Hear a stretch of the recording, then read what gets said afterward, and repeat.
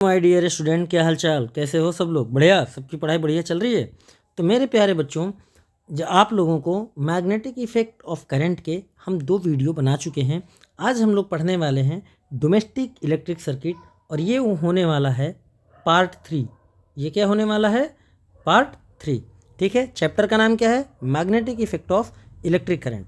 और इस चैप्टर की शुरुआत हम लोग करेंगे पार्ट 3 में हेडिंग नंबर 12.4 से, जिसमें हम लोग पढ़ेंगे डोमेस्टिक इलेक्ट्रिक सर्किट्स के बारे में। किसके बारे में? डोमेस्टिक इलेक्ट्रिक सर्किट्स के बारे में, कि डोमेस्टिक इलेक्ट्रिक सर्किट में क्या क्या होता है। जैसे अब बात आती है डोमेस्टिक इलेक्ट्रिक सर्किट होता ही क्या है। हमारे घरों में जो बिजली यूज होती है, बल्ब चलाते हैं, पंखे चलाते हैं, है ना, अलग अलग तरह के इलेक्ट्रॉनिक गैजेट्स इस्तेमाल करते हैं। तो इसमें जो हमारी वायरिंग होती है, जो हमारे जिनके थ्रू हमारा करंट सप्लाई होता है, इसी को हम लोग बोलते हैं डोमेस्टिक इलेक्ट्रिक सर्किट। यानी घरेलू यूज में की जाने वाली बिजली की वायरिंग किस तरीके से होती है, सप्लाई, है ना, इसी को हम लोग बोलते हैं डोमेस्टिक इलेक्ट्रिक सर्किट। ठीक है, तो हमारे घरों में क्या क्या होता है, एक एक बात हम लोग बहुत अच्छे से समझेंगे कि in our homes we receive supply of electric power through main supply. ठीक है, जिसे हम ऑल्सो कॉल्ड मेंस, इसे हम मेंस कहते हैं। ये कहाँ से आता है? तो ये हमारे सिटी के जो सब स्टेशंस होते हैं वहाँ से आते हैं, छोटे छोटे से पावर हाउसेस तक, और उन पावर हाउसेस से हमारे घरों की तरफ बिजली आती है। ठीक है, अब इसमें क्या क्या होता है ये भी आपको समझना होगा। अब ये जो सप्लाई आती है हमारे घरों में, पोल्स के थ्रू भी आती है और अंडरग्राउंड भी आती है। कहीं कहीं शहरों में पोल्स के थ्रू आती है, कहीं कहीं सिटीज़ वगैरह में अंडरग्राउंड केबल के थ्रू आते हैं। ठीक है, इधर supported through overheaded electric poles और बाई अंडरग्राउंड केबल्स। ठीक है, तो इन इलेक्ट्रिक वायर की सप्लाई, इलेक्ट्रिसिटी का जो तार होता है, वायर होता है, इसको 2 तरीके से मतलब सिटी के अंदर, कस्बों के अंदर, गांव के अंदर, मोहल्लों के अंदर सप्लाई किया जाता है। ओवरहेडेड इलेक्ट्रिक पोल्स की तरफ तौर पे उनमें हमारे वायर्स लगे होते हैं, और अंडरग्राउंड केबल्स के थ्रू भी लाए जाते हैं। अब इसमें होता क्या क्या होता है? One of the wire in this supply, इसमें आप पढ़ोगे तो लिखिएगा one of the wire in this supply usually with red insulation cover, जिसे हम कहते हैं लाइव वायर या पॉजिटिव वायर उसको बोलते हैं। ठीक है, दूसरा वायर होता है वहीं पर जो इसका इंसुलेशन ब्लैक होता है, इसको हम लोग बोलते हैं न्यूट्रल वायर या नेगेटिव। हमारे इंडिया के अंदर अगर हम बात करें तो जो पावर सप्लाई आती है, जो इलेक्ट्रिसिटी की सप्लाई आती है, उसका जो पोटेंशियल डिफरेंस होता है 220 वोल्ट होता है डोमेस्टिक सप्लाई के लिए। ध्यान रखना है, ये हम लोग पढ़ रहे हैं डोमेस्टिक सर्किट, तो डोमेस्टिक की बात करेंगे।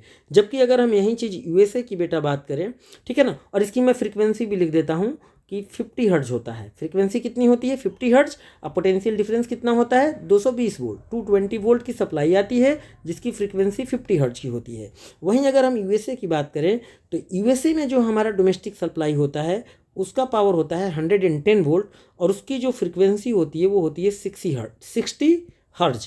कितना होता है बेटा? 60 हर्ट्ज की फ्रीक्वेंसी होती है और 110 वोल्ट की सप्लाई आती है। अब बताइए कि हमारे इंडिया में यूएसए वाली सप्लाई लाइन जो डोमेस्टिक के लिए है वो चीज़ क्यों नहीं की जाती? क्योंकि बेटा इसका मेंटेनेंस थोड़ा महंगा होता है और इसका मेंटेनेंस सस्ता है।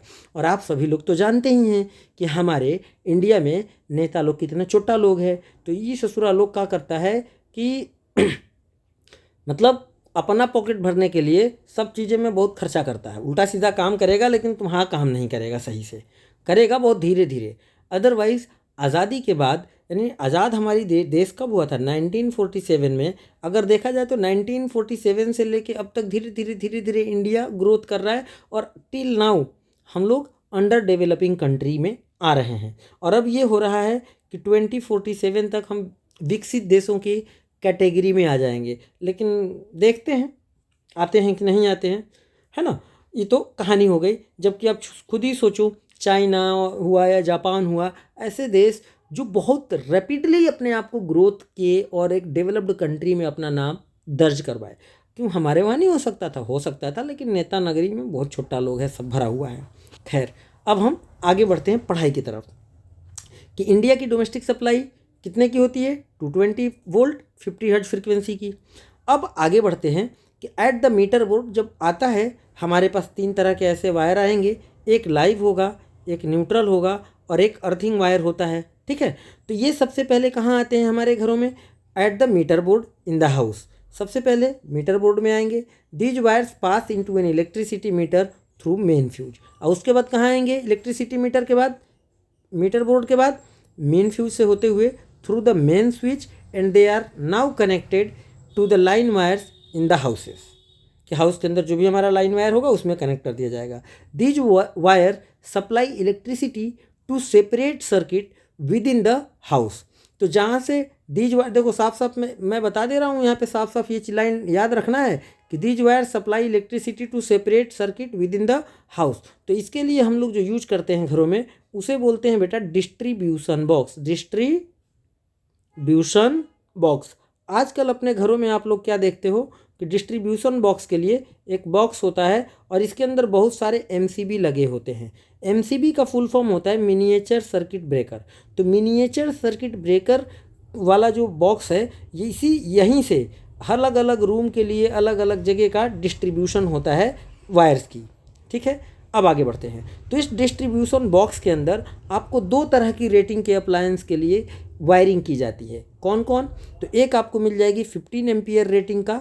ठीक है, तो two separate circuit are used, one of 15 ampere current rating for appliance with higher power rating such as geyser, air cooler etcetera, या मतलब क्या बोलते हैं समटाइम इसकी जगह 20 एम्पियर की भी लोग यूज कर लेते हैं, जैसे एसी वगैरह चलाना है। क्या नीड है, मतलब एक बेसिक नीड की बात की जाए तो बेसिक स्टैंडर्ड नीड के लिए ये होता है, जिसमें हम लोग क्या करते हैं, हेवी डिवाइसेज यूज करते हैं। हर कमरे के अंदर आप लोग अपने घर के अंदर देखोगे तो पावर प्लग लगा होता है। पावर प्लग में क्या किया जाता है कि पावर प्लग में लोग आयरन मनी प्रेस करने के लिए आयरन यूज कर लेगा, रूम हीटर यूज कर लेगा, पावर प्लग में करता है ना। तो ये पावर प्लग क्या, या मिक्सर मशीन है किचन वगैरह में तो वहाँ भी पावर प्लग लगा होता है, जिसमें मिक्सर मशीन लगा के औरतें मसाला पीसती हैं, समझ आ रहा है। तो पावर प्लग होता है। दूसरा पंखा चलाना है, बल्ब जलाना है, टीवी चलाना है, इसके लिए। ठीक है, तो अदर सर्किट जो हमारी होती है वो होती है 5 एम्पियर करंट रेटिंग की for bulb, fan etcetera. And the earth wire which has insulation over green colour. ये बेटा कलर कोडिंग भी याद रखना है, याद रखना है कैसे कि रेड वायर जो हमारा रेड इंसुलेशन वाला है वो लाइव वायर है, ब्लैक इंसुलेशन वाला है ये न्यूट्रल वायर है, और ग्रीन इंसुलेशन का जो है यहाँ पर आपने देख लिया, ग्रीन इंसुलेशन का कवर जो है ये हमारा किसके लिए होता है, ये हमारा बेटा अर्थ वायर है। तो इसको आपको अच्छे से याद रखना है। ठीक है, अब आगे बढ़ते हैं। Is usually connected to a metal plate deep in the earth near the house. क्यों? ये सेफ्टी पर्पज से लगाया जाता है। This is used as a safety measures. ठीक है, specially for those appliances that have a metallic body, for example electric press, toaster, table fan, refrigerator etcetera. ठीक है, अब ये काम क्या करता है अर्थ वायर, ये भी हम आपको बात करेंगे। The metallic body is connected to earth wire which provide a low resistance conducting path for the electric current. Thus it ensure that कि any leakage of current to the metallic body of the appliance keeps it potential to that of the earth। और अर्थ की potential क्या होती है, zero, तो तुरंत उसको zero पे कर ले जाता है, जिसके वजह से हमको अगर एडिशनल एक्सेस ऑफ करंट उस मेटल बॉडी में आती है तो ग्राउंडेड हो जाती है, अर्थ में चली जाती है, जिससे उस मेटल बॉडी को छूने वाला ह्यूमन बीइंग या इंसान को या कोई भी ऐसी चीज़ जिसमें है ना उसको करंट ना लगे। इलेक्ट्रिक शॉक से बचाता है हमारा earthing wire. And the user may not get a severe electric shock. ठीक है, सीवर इलेक्ट्रिक शॉक यानी बहुत ज़्यादा इलेक्ट्रिक शॉक उसे नहीं लगता है, इसलिए इसका यूज किया जाता है। किसका यूज किया जाता है? अर्थ वायर का। ठीक है, ये चीज़ आपको याद रखना है। मैं फिर से बता दे रहा हूँ, अर्थ वायर, इसको मैं हाईलाइट कर दे रहा हूँ। तो जिस ग्रीन कलर का होता है, रेड इंसुलेशन वाला जो होता है ये लाइव वायर होता है जिसे पॉजिटिव कहते हैं। ब्लैक इंसुलेशन वाला जो होता है ये न्यूट्रल वायर होता है जिसे हम लोग नेगेटिव कहते हैं। ये आपको याद रखना है।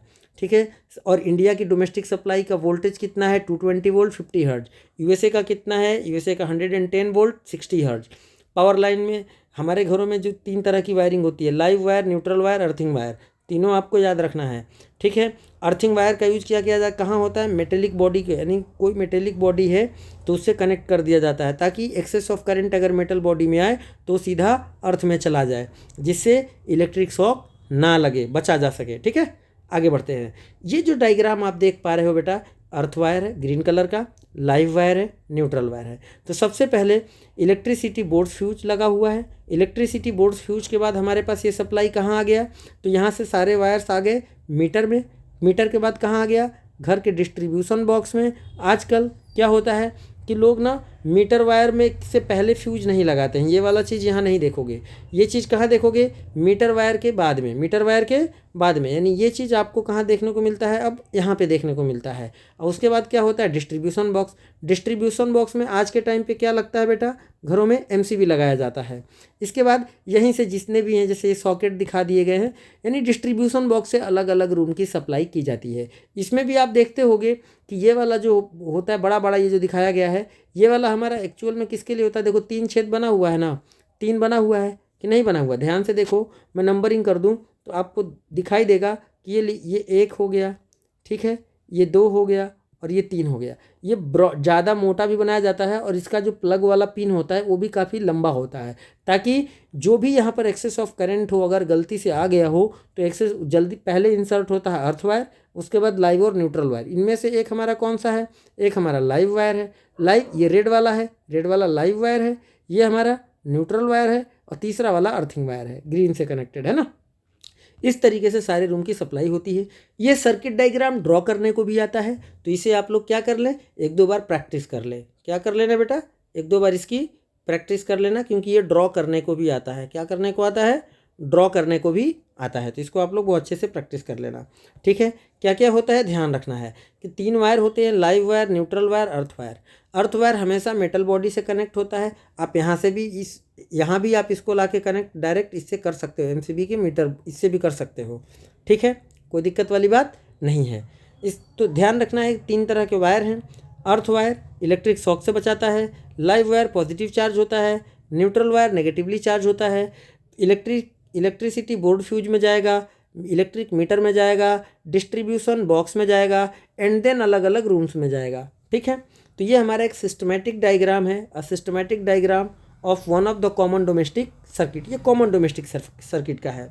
अब हम आगे बढ़ते हैं, आगे हर एक लाइन पढ़ेंगे, अच्छे से समझेंगे कि फिगर 12.15, यही 12.15 है, gives a systematic diagram of one of the common domestic circuits. In each separate circuit, different appliances can be connected across the live and neutral wires. Each appliance has a separate switch on off the flow of current through it.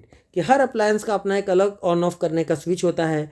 In order that each appliance has equal potential difference, they are connected in parallel to each other.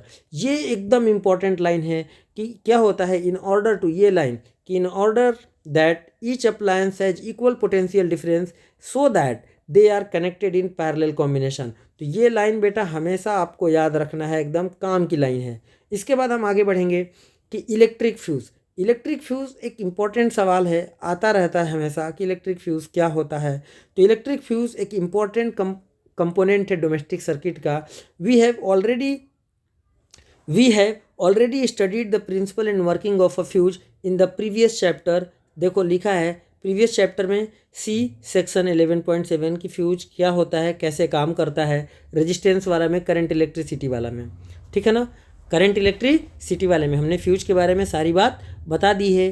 तो इसके लिए आप current electricity का lecture number 2 जाके देख सकते हो। Lecture number 2 में आपको पूरा फ्यूज के बारे में इंफॉर्मेशन मिल जाएगा। अब फ्यूज एक्चुअल में क्या करता है, fuse in a circuit prevents the damage to the appliance that circuit due to overloading.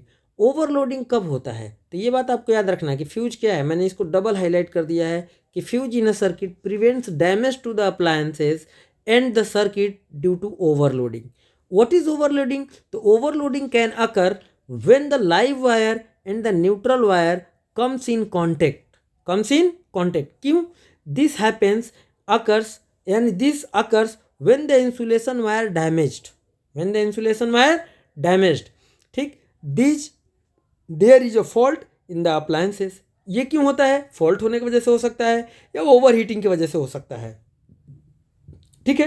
In such situation the current in the circuit abruptly increases. ये पूछा भी जाता है कि अगर ओवरलोडिंग होता है तो ओवरलोडिंग या शॉर्ट सर्किट में क्या होता है, तो ओवरलोडिंग या शॉर्ट सर्किट में क्या होता है, करंट हमारा जो सर्किट का होता है बेटा, ये current in the circuit abruptly increases, बहुत तेजी से इंक्रीज हो जाता है। इसी चीज़ को कहते हैं, this is called short circuiting.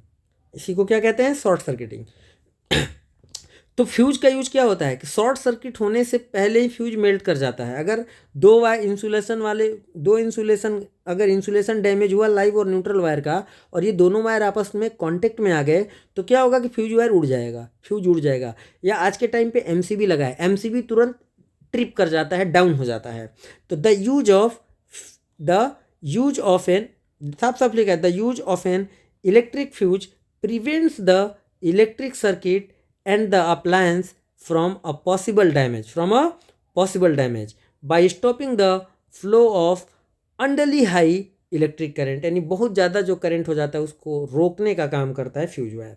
ठीक है, किस पर काम करता है, तो fuse wire work on the principle of Joule heating effect, Joule heating या heating effect of electric current पर काम करता है।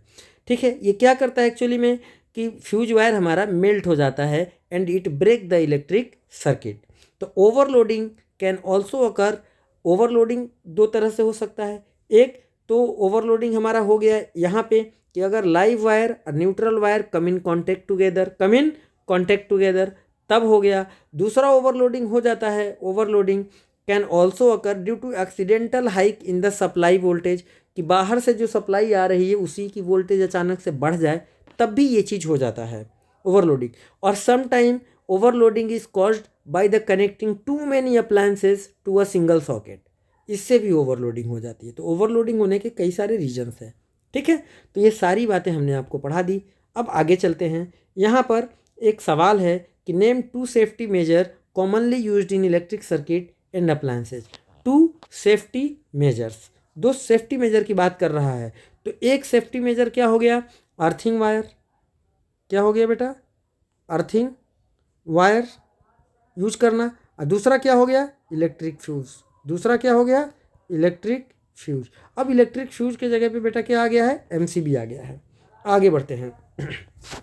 आगे लिखा है कि an electric oven 2 kilowatt power rating is operated in a domestic electric circuit 220 volt that has a current rating of 5 ampere. तो what result do you explain कि एक पावर है, ठीक है, कितनी पावर दे रखा है भाई, 2 किलोवाट का, कितने सप्लाई से कनेक्ट कर दिया गया, 220 वोल्ट से, and that has a current rating 5 ampere. तो what result do you expect, तो आओ कैलकुलेट कर लेते हैं। पावर का फार्मूला क्या होता है, वोल्टेज इनटू करंट, तो उसकी रिक्वायर्ड करंट कितनी है और चेक कर लेते हैं। तो आई बराबर पावर 2 किलोवाट, 2 किलो का मतलब 1000, 2000 अपॉन 220, इसको डिवाइड कर दें। तो अब देखो क्या आ गया, 200/22, 200 को 100 2 से काट दिया जाए तो ये आ जाएगा 100, और 2 से इसको काटेंगे तो आ जाएगा 11, ये आ गया बेटा 100/11। अब 11 से यहाँ देखा जाए तो 11 9 99, ठीक है, 1/11 एम्पियर। तो ये जो वैल्यू आया 9 पॉइंट समथिंग एम्पियर की रेटिंग का आया। यानी ये जो इलेक्ट्रिक ओवन है ये 5 एम्पियर की रेटिंग से अगर रेटिंग लगा हुआ वायर में कनेक्ट करेंगे तो क्या करेगा, फ्यूज वायर ओवरलोडिंग होगा। क्यों, यानी कि हमारी जो इलेक्ट्रिक सर्किट है वो ब्रेक हो जाएगी। क्यों, क्योंकि ओवन को ऑपरेट होने के लिए 9 करेक्ट 1/11 एम्पियर की करंट की नीड है, और इसको किससे कनेक्ट किया गया है, किससे कनेक्ट किया गया, 5 एम्पियर के रेटिंग वाले फ्यूज से कनेक्ट किया गया है। तो ऑब्वियस सी बात है कि ये फ्यूज हमारा, फ्यूज वायर क्या करेगा, मेल्ट कर जाएगा, सर्किट ब्रेक हो जाएगी और ओवन काम नहीं करेगा। अब आगे बढ़ते हैं। What precautions should be taken to avoid overloading of domestic electric circuit, क्या हमको प्रिकॉशंस के तौर पे ध्यान देने हैं। तो प्रिकॉशंस ये है कि पहला तो जो ओवरलोडिंग के लिए एक सिंगल सॉकेट में बहुत सारे डिवाइसेस कनेक्ट नहीं करना है, पहली चीज़। दूसरी चीज़, अब 15 एम्पियर से ऑपरेट हो यानी हेवी इलेक्ट्रॉनिक गैजेट को नॉर्मल सॉकेट में इंसर्ट नहीं करना है, नॉर्मल सॉकेट में इंसर्ट नहीं करना है, क्योंकि नॉर्मल सॉकेट की रेटिंग 5 एम्पियर की होती है, और जो हमारे हेवी इलेक्ट्रॉनिक गैजेट्स के लिए 15 एम्पियर के सॉकेट्स होने चाहिए एटलीस्ट। ठीक है, तो ये ओवरलोडिंग से बचने के उपाय हैं। दूसरा कि जो हमारे वायर अगर डैमेज हो चुके हैं, आपको लग रहा है कि ख़राब हो गया है, तो वायरिंग बदलवा दें, जिससे ओवरलोडिंग और शॉर्ट सर्किटिंग नहीं होगी। क्लियर है, आगे बढ़ते हैं। अब इस चैप्टर में आपने क्या क्या सीखा, एक एक बात, चैप्टर की पूरी समरी है, what you have learned in this chapter. कि a compass needle is a small magnet, याद रखना है। Its one end which points towards north is called north pole and other end which points towards south is called south pole. ये compass needle के बारे में है, याद रखना है। दूसरा, a magnetic field exist in the region surrounding a magnet in which the force of the magnet can be detected. तीसरा, फील्ड लाइन्स क्या हैं? Field lines are use to represent magnetic field. A field line is the path along which a hypothetical free north pole would tends to move। hypothetical बोला गया है, ये बात ध्यान रखना है। The direction of magnetic field at a point is given by the direction that north pole placed at that point would take। Field lines are shown closer together where the magnetic field is greater।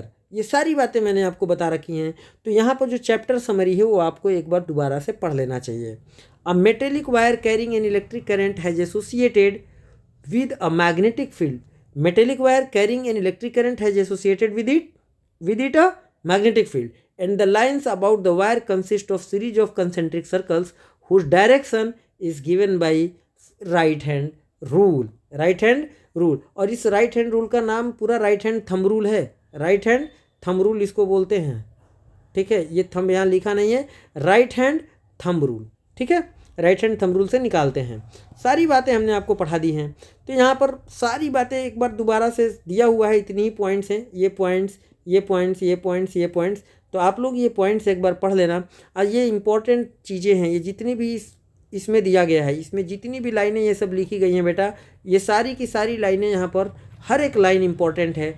हर एक line की मैं बात कर रहा हूँ important है, ठीक है। इलेक्ट्रोमैग्नेट क्या होता है ये भी एक बार आप ध्यान देना। An electromagnet consist of a core of soft iron wrapped around with a coil insulated copper wire, ठीक है। ये वाला भी आपको याद रखना है कि सॉफ्ट आयरन के ऊपर अगर कॉपर वायर को लपेट दिया जाए स्प्रिंग लाइक शेप में, और उसमें करंट अगर पास करा देंगे तो क्या बन जाएगा बेटा? वो बन जाएगा हमारा इलेक्ट्रोमैग्नेट। क्या बन जाएगा? इलेक्ट्रोमैग्नेट, ठीक है। ये सारी बातें आपको याद रखना है, ठीक। अब यहाँ पर आ जाता है हमारे पास एक्सरसाइज, जिसमें सवाल और जवाब हैं। तो हमने बोला है कि हम सारे सवाल और जवाब कंप्लीट करने वाले हैं, तो अब हम लोग करेंगे एक्सरसाइज को बहुत अच्छे से सोल्व, ठीक है बच्चों। आइए, पहला सवाल कि which of the following correctly describe the magnetic field near a long straight wire. साफ साफ पूछा है कि which of the following correctly describe magnetic field near a long straight wire. तो अब इसमें लिखा है the field consist a straight wire straight lines perpendicular to the wire. बिल्कुल गलत, क्योंकि कंसेंट्रिक सर्कल्स के फॉर्म में होती हैं। The field consist straight line parallel to the wire, गलत। The field consist of radial lines originating from the wire, गलत। The field consist of concentric circles centred on the wire, correct, ठीक है। दूसरा दिया है at the time of short circuit the current in the circuit, क्या वो है? Increases heavily, very continuously, increases heavily, बहुत तेजी से इंक्रीज कर जाता है। यही चीज़ हम लोगों ने पढ़ा है, तो C is the right answer. 2 question हो गए। तीसरा में दिया है state whether the following statement are true और false. The field at the centre of long circular coil carrying current will be parallel straight lines. Centre की बात कर रहा है, तो सेंटर पे पैरेलल स्ट्रेट लाइन्स की तरह ही होती हैं, ठीक है, true. A wire with a green insulation is usually the live wire of an electric supply, ये हमारा फॉल्स है, ठीक है। The field at the centre of a long circular coil carrying current will be parallel straight line. Centre की बात हो रही है बेटा, वहाँ पे वो सब पैरेलल जैसी फीलिंग आती है। और ये बात भी हमने आप लोगों को कहाँ पे दिखाई थी, मैं एक बार दोबारा से दिखा देना चाहूँगा कि मैंने ऐसा क्यों बोला है। बहुत सारे बच्चे कहेंगे कि यार ये क्या बोल दिए। देखो बेटा, साफ साफ डायग्राम दिख जाए, देखो। अगर ये सर्कुलर करंट लूप है, ठीक है, अगर ये सेंटर है, तो सेंटर के आसपास इतना दूर में अगर आप ध्यान से देखोगे बहुत छोटे से स्मॉल सेक्शन में, तो ये सेंटर में जितनी भी फील्ड लाइन्स है ये ऐसे ऐसे ऐसे ऐसे ऐसे ऐसे ऐसे दिखाई देंगी। तो ये सभी आपस में लगभग क्या है, अगर सेंटर पूरा यहाँ से अगर ऐसे लाइन खींच दूँ मैं, समझ लो, अगर यहाँ से लेके यहाँ तक मैं एक लाइन खींच देता हूँ ऐसे, तो आप इसके सराउंडिंग में देखो ये सब कैसे हैं, कैसे हैं बेटा? ये सब फील्ड लाइन्स है ना, है कि नहीं? कैसे दिख रही हैं आपको? ऐसे दिख रही हैं क्या? दिख रही हैं? दिख रही हैं कि नहीं? तो ये पैरेलल्स होती हैं, तो ये आपको याद होना चाहिए। अब आगे बढ़ते हैं क्वेश्चन के साथ साथ, सीधे क्वेश्चन वाले एक्सरसाइज पे चलते हैं। हर चीज़ आपको बताया गया है, बताया दिया है मैंने। अब आपको करना क्या है, केवल पढ़ना है अच्छे से और आंसर करना है। तीसरा क्वेश्चन का ए भी खत्म हो गया, बी भी हो गया। अब आगे लिखा है चौथा क्वेश्चन हमारे सामने बच्चों कि list 2 method of producing magnetic field. 2 method बताएं मैग्नेटिक फील्ड प्रोड्यूस करने के लिए। तो एक मैग्नेटिक फील्ड प्रोड्यूस करने की बात हो रही है, ध्यान देना, ठीक है ना। List 2 method of producing magnetic field. तो हम क्या करेंगे, एक कॉइल लेंगे, कॉइल में करंट पास कराएंगे, उसके सराउंडिंग में मैग्नेटिक फील्ड हो जाएगा पहला। या स्ट्रेट वायर लेंगे, उसमें करंट फ्लो कराएंगे, वहाँ पे भी मैग्नेटिक फील्ड होगा। तो कुल मिला के या तो हम कॉइल ले लें स्प्रिंग जैसे शेप में, उसमें करंट फ्लाएं तो भी मैग्नेटिक फील्ड होगा। दूसरा मेथड हो जाएगा कि अगर स्ट्रेट वायर में भी करंट फ्लो कराएंगे तो उसमें भी मैग्नेटिक फील्ड होगा। या हम एक मैग्नेट ही ले लें, उसके सराउंडिंग में मैग्नेटिक फील्ड हो जाएगा, ठीक है ना। तो मैग्नेटिक फील्ड प्रोड्यूस करने के अगर 2 मेथड की बात है तो प्रोड्यूस हम करंट कैरिंग वायर के फॉर्म में कर सकते हैं, करंट कैरिंग लूप के फॉर्म में कर सकते हैं। अब आगे, when is the force experience by a current carrying conductor placed in a magnetic field is largest. कब होगा, तो ये बात मैंने बताया है कि जब करंट कैरिंग वायर और मैग्नेटिक फील्ड के बीच में एंगल 90 डिग्री हो। कब हो, जब डायरेक्शन ऑफ करंट और मैग्नेटिक फील्ड जो अप्लाइड मैग्नेटिक फील्ड है दोनों के बीच में एंगल की वैल्यू कितनी हो बेटा, 90 डिग्री हो। Then the magnetic force experience by a current carrying conductor is maximum and that is equal to F बराबर, हमने ये भी बताया है आई बी एल के बराबर हो जाएगा। और ये बताया था हमने किसमें, पार्ट 2 में। तो जो बच्चे नहीं देखे हैं वीडियो मेरा, वो पार्ट 2 जाके देख लें। पार्ट 2 में इस सवाल का जवाब हमने दे दिया है। आगे हम बढ़ते हैं छठा क्वेश्चन। छठे क्वेश्चन में imagine that you are sitting in a chamber with your back to one wall. आपका बैक एक वॉल से लगा हुआ है। An electron beam moving horizontally from back wall towards the front wall, ठीक है। यानी कि आप जिस रूम में हैं और जहाँ पे आप पीठ टिका के बैठे हैं, सामने वाली दीवार से आपके तरफ मैग्नेटिक फील्ड आ रही है। क्या आ रहा है, नहीं, इलेक्ट्रॉन आ रहा है। एक इलेक्ट्रॉन मूव कर रहा है horizontally from horizontally from back wall towards the front wall. Front wall से बैक वॉल की तरफ मूव कर रहा है। Is deflected by strong magnetic field your right side, और आपके राइट साइड में वो डिफ्लेक्ट हो गया।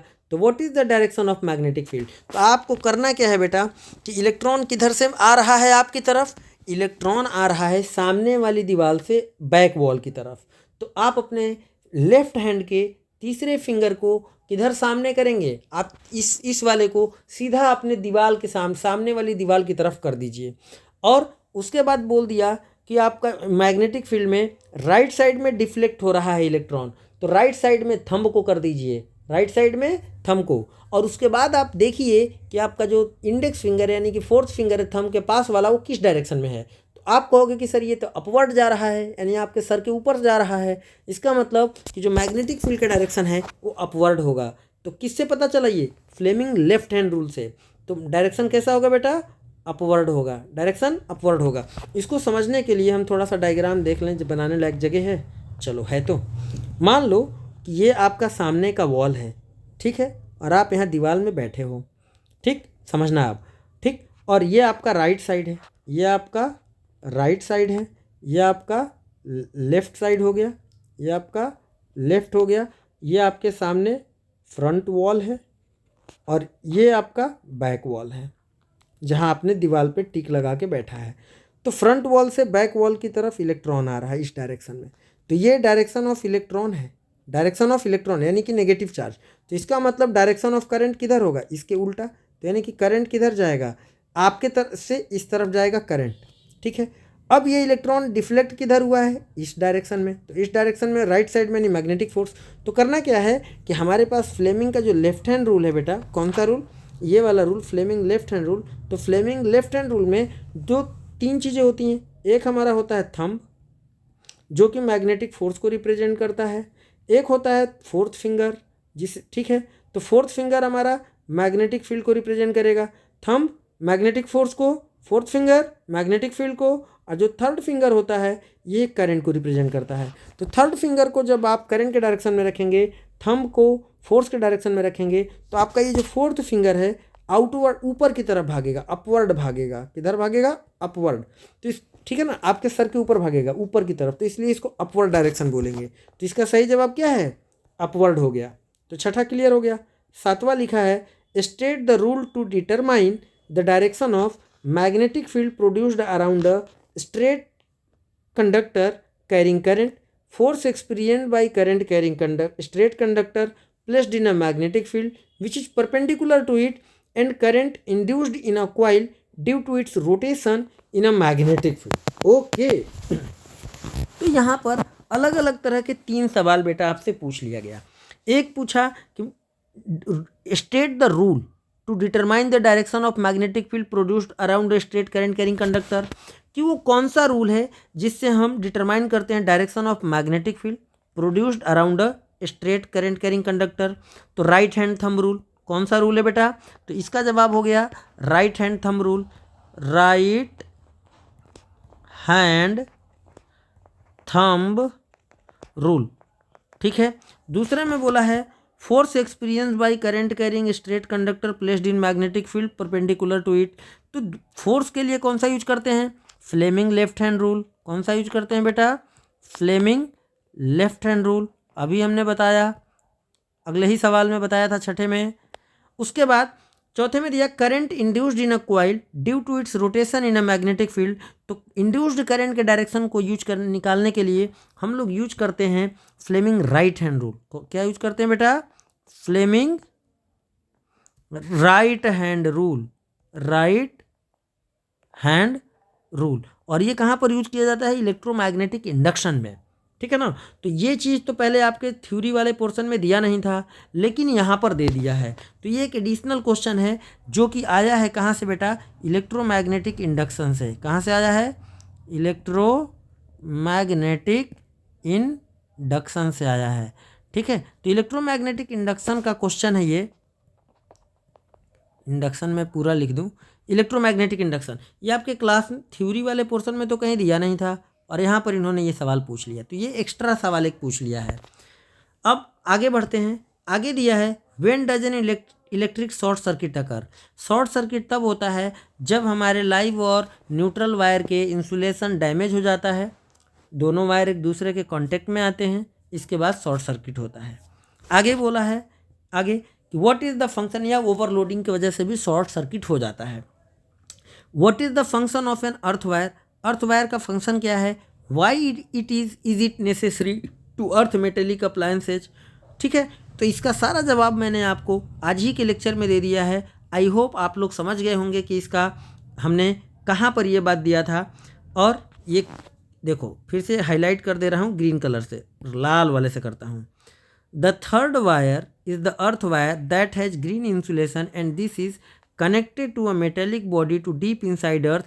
It is used as a safety measure to ensure that any leakage of current to a metallic body does not give any severe shock to a user. Severe shock to a user. इसीलिए earth wire को हम लोग metallic body से connect करते हैं। तो last question का answer आपका यहीं पे मिल गया है, और ऑलरेडी ऊपर भी हमने आपको बता दिया था। तो आई होप कि आपको ये चैप्टर बहुत अच्छे से समझ में आ गया होगा। और अगर बहुत अच्छे से समझ में आ गया है तो बेटा फिजिक्स बाय अंसारी सर वाले चैनल को सब्सक्राइब करो, अपने दोस्तों में शेयर करो। यहाँ हम लोग अपना ढेर सारा प्यार मोहब्बत दिखाओ, बांटो। ठीक है। मैं ये नहीं कह रहा हूँ कि मैं बहुत अच्छा पढ़ाता हूँ, आप लोगों को बहुत अच्छा समझाता हूँ।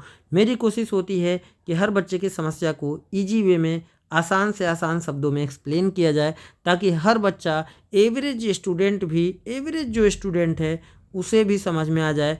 एवरेज स्टूडेंट की बात कर रहा हूँ मैं। जो बहुत एक्सट्रीम बच्चा है पढ़ने में वो तो बेटा समझेगा ही समझेगा, लेकिन हमारा एवरेज स्टूडेंट भी बहुत अच्छा परफॉर्म करे। तो मैं इन तरह के हर तरह के बच्चों को ध्यान में रखते हुए अपने इस कंटेंट को बना रहा हूँ। I hope you understand well. और मेरे प्यारे बच्चों, आप लोग मेहनत से तैयारी करिए। और इस बार जो बोर्ड एग्ज़ाम 2025 आने वाला है, 2025 का बोर्ड एग्ज़ाम आने वाला है, इसमें एकदम फुल में फुल मार्क्स लेके आइए। कोई भी आपको एडिशनल सपोर्ट की ज़रूरत हो तो आप मुझे बताइए कमेंट बॉक्स में आके। कोई डाउट है, कोई चैप्टर है जो आपको बहुत परेशान कर रहा है, आप हमको बताइए। दूसरी बात है कि अगर आपके घर में कोई ऐसे बच्चे हैं जो नीट की प्रिपरेशन कर रहे हैं, जो डॉक्टर बनने का सपना देख रहे हैं, और उनकी फिजिक्स है बहुत लुल, फिजिक्स से बहुत लुल, तो वो भी हमको मैसेज करके बता सकते हैं। जो चैप्टर कहेंगे वो चैप्टर हम उनका करा देंगे। ठीक है, तो आज के लिए इतना ही, फिर मिलते हैं अगले लेक्चर में। लेकिन आप सबसे एक रिक्वेस्ट ज़रूर रहेगा कि इस चैनल को सब्सक्राइब ज़रूर करें। क्या करें? सब्सक्राइब ज़रूर करें। ठीक है, दिल से प्यार दिखाने के लिए आप सभी का धन्यवाद। फिर मिलते हैं अगले वीडियो में, अगले लेक्चर के साथ, अगले चैप्टर के साथ। Thank you so much and जय हिंद।